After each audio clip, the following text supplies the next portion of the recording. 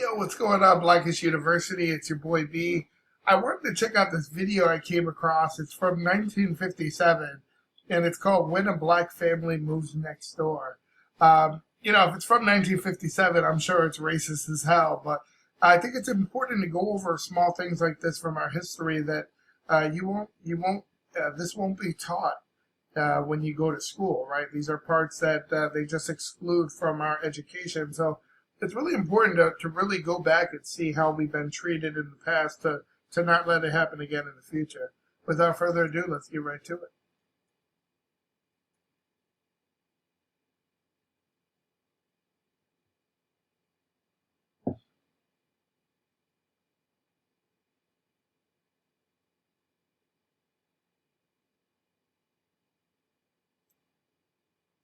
My heart just looks so old.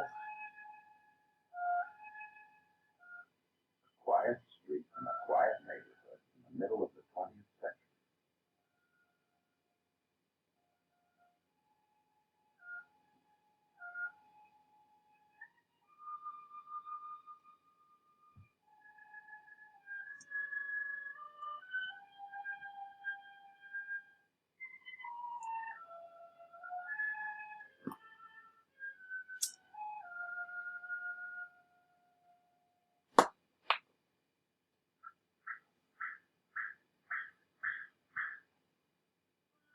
When you look for a house, what are you looking for?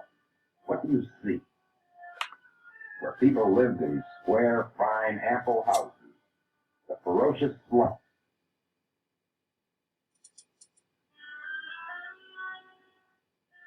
Many still stand, many torn down, rebuilding among the dispersal of people and neighborhoods.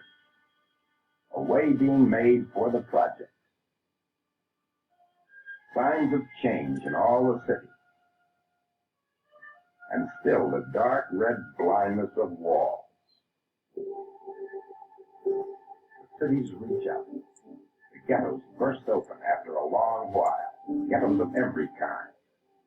Coal borders into the sunny, branchy section, pushing out to the new country, waiting raw for the building. Some of us still live in uniformity, but the sifting has begun.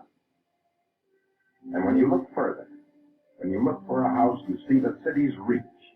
What are you looking for? Place to live. Your warmth, your love, your work, your rest from work, your quiet and the sounds you like, your privacy, your friends, a good place for children, a place to grow in, easy to keep clean, a place we can afford, the right place for us. Those are all important to the Black community, of course. And even from the car, we try to guess. What is there for us? Who lives behind these doors? On this quiet street, who lives here? This be guessed? This one?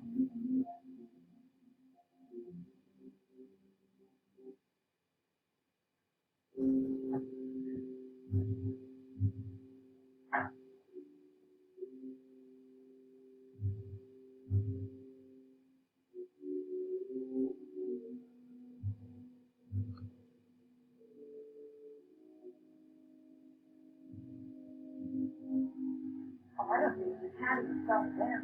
In this neighborhood? Take another look.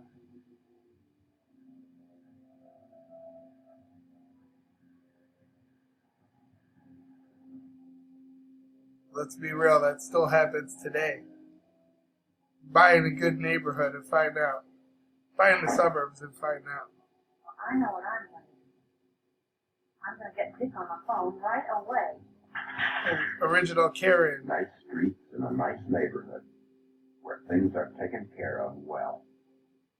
Why do people come here? All the regular reasons. That's dialing the phone for those youngsters that don't know. The rotary phone. Calling all the neighbors. Like, you guys see what's going on?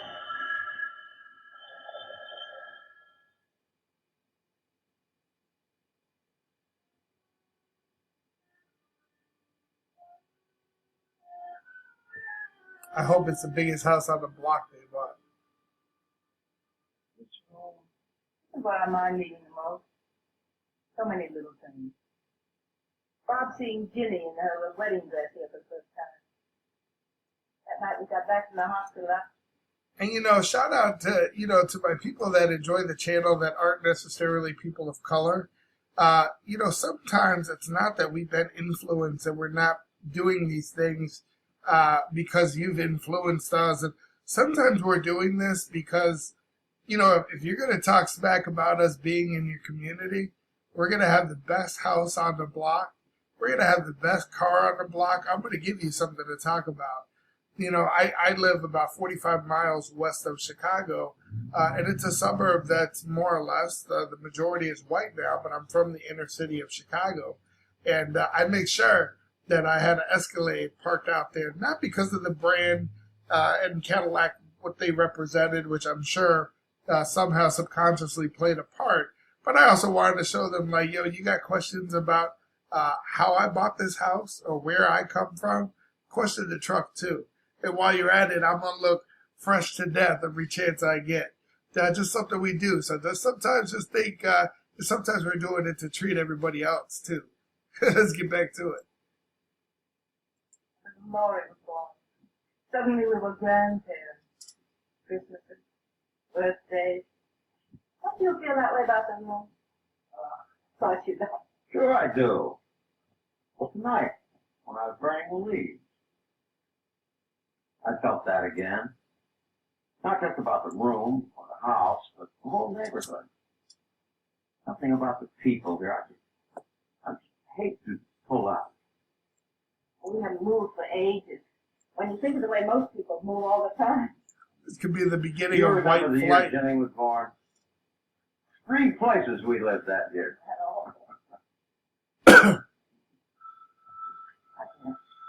That call from Karen. Yes? Yes, this is Mrs. Candy. They're moving. There must be some mistake. What? It's like the beginning of a horror movie. It was about the people that were here today. You mean because I knew it. I knew it the minute they got out of that car. I know somebody was going to throw a fit. But who in God's name would do a thing like that? Oh, you're really very upset, huh? Can I get you something? Maybe just a bad Was it that bad? Get her a wig, too. word. Look at Raggedy. Listen to a person like that. You know what he said? Get that girl some rouge or something. Hello, Tom. How's it been? Fine, Ed. You? No complaints. By the way, Tom, you going to lock meeting Thursday? Nice hat. Always do, don't I? Was there anything the matter? I just don't understand you, Ed. You've always been a pretty regular guy. A credit to the neighborhood, too. I'm the same guy I've always been. There's something bothering you. Why don't you just say it? Same thing's bothering a lot of people. You Archie Guess Bunker. we didn't know you as well as we thought. Get to the point, Tom. Come on, Ed. Don't pretend you don't understand. Nobody's going to get... It's like, we don't respect you because you're the only one not wearing a hat. This is a man-to-man-to-man, a hat conversation. The same guy I've always been. There's something bothering you. Why don't you just say it? Same thing's bothering a lot of people. I guess we didn't know you as well as we thought. Even Get to the point, Tom. Come on, Ed. Don't pretend you don't understand. Nobody's going to get away with the stuff you're trying to hand out. Now, look here. You look here. Nobody's threatening you. There's never going to be any violence in this part of town. We're peaceful people. You've got friends here. I'm your friend. We just want to know what it is you think you're doing to us. Ooh. And you know that happened in real life, some of those conversations. A quiet street. Quiet neighborhood. Never any trouble here. None at all. So I got off that bus and came straight here. There's nothing to worry about, Ed. Nothing at all. Everybody knows you're an ideal citizen. But let me give you a little friendly advice. Take that sign down. Your house is desirable property. We'll turn up the right buyer for you. I hear what you're saying, Ted. But don't turn on the bedside manner.